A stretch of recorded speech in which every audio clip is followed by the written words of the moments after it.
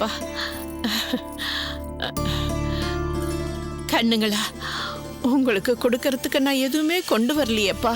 உங்களின் விலைமதிப்பற்ற ஆசிகளே போதும் பாட்டி. நல்லா இருங்கப்பா, 100 வயசு வாழணும். அந்த பாட்டி குடிசை பகுதியை சேர்ந்தவர் தானே? ஆமாம். கோயிலுக்குள் போக முடியாதவர் தானே? அப்படி ஊர் சொல்கிறது, பகவான் சொல்லவில்லையே. எது எப்படியோ அவர் என்னை தொட்டுவிட்டார்.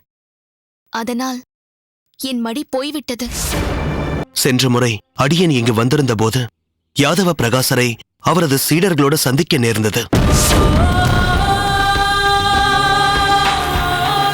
அப்போது அவர் அந்த மண்டபத்தைக் கண்டு அவ்விடத்தை தன் பாடசாலை உபயோகத்திற்கு அளிக்கும்படி கேட்டார். அடடா, அப்புறம்? ஆனால் அதற்கு அடியேன் இவ்விடம் எளியோரையும் ஒதுக்கப்பட்டோரையும் மனதில் முன்னிறுத்தி கட்டப்பட்டுள்ளது. எனவே இதை பாடசாலை உபயோகத்திற்கு அளிப்பதென்பது கடினம். வேண்டுமென்றால் தமிழ் பாசுர வகுப்பை தொடங்குங்கள், அதன் மூலம் அனைத்து தரப்பு மக்களும் பயன்பெறட்டும் என்றேன். அதற்கு அவர் என்ன சொன்னார்? அப்படி ஒரு அபிப்பிராயம் தன்னிடம் இல்லை என்று கூறினார். கோவிந்தனும் இல்லையே. அங்கே மாணவர்களுக்கு யார் பாடம் எடுக்கிறார்கள்? சுவாமி, சொல்வதற்கு சற்று வருத்தமாக இருக்கிறது. ஏன்? யாரும் வகுப்பை நடத்தவில்லையா? ஒரு மாணவன் நடத்துகிறான். நான் 2 வாரங்களுக்கு முன்பு வந்திருந்த போது இருந்த மாணவர்களின் கூட்டம் இப்போது பாதிக்கும் கீழாக குறைந்திருக்கிறது. அடியேனை உய்வித்த மணக்கால் நம்பி ஆச்சாரியரே, தாங்களா அடியேனுக்கு தரிசனம் தருவது? அடியேனின் கண்களை நம்ப முடியவில்லை சுவாமி.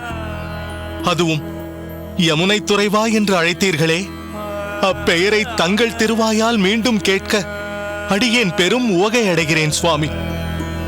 தாங்களே அடியேனை காண வந்தது எப்படி சாத்தியம்? என்ன செய்வது யமுனை துறைவா? வரவேண்டிய தருணம் வந்துவிட்டேன்.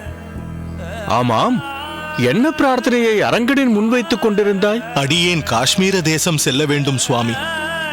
போதாயனரின் வேதாந்த சூத்திரங்களை இங்கு கொண்டு வருவதற்கு போதிய சக்தியை அரங்கனிடம் யாசித்துக் கொண்டிருந்தேன்.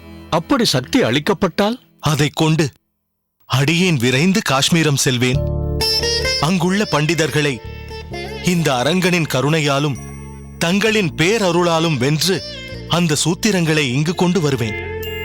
மாப்பிள்ளைக்கும் தங்கள் வியாபார நுணுக்கங்களை எல்லாம் கற்றுக் கொடுத்து அவரையும் இதில் ஈடுபடுத்தலாமே.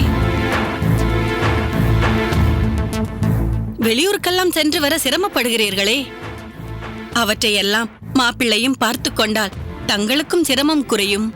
மாப்பிள்ளையும் சற்று திரவியம் சேர்க்கலாம்.